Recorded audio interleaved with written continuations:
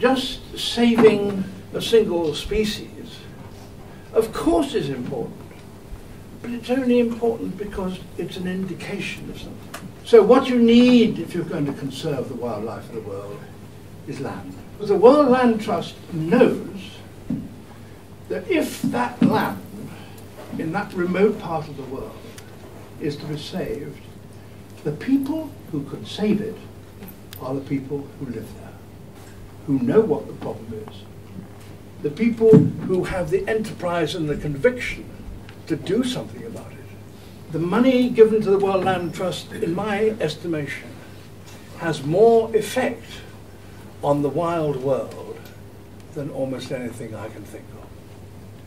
So World Land Trust, in my estimation, is leading the way.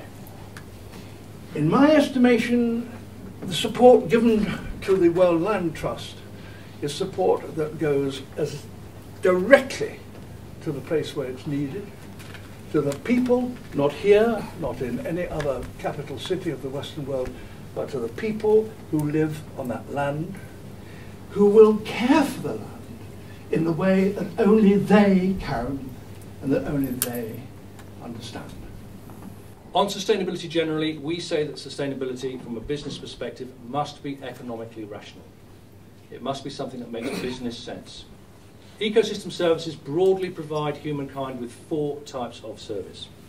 Provisioning services, that's the food, the fibre, the timber, the wood, things that grow. They provide regulating services, more than you'd ever believe, particularly around water. They store water, they purify water, they regulate water, they prevent flood damage, they provide supporting services, so they build the soil. The ecosystem services make the soil that then allow us to actually plant the food, to grow the food. And the 4th is cultural. As Sir David said, we wouldn't have his sanity without the lovely ecosystem services, without the biodiversity we have. So those are the four provisioning services we talk about, and you can value them.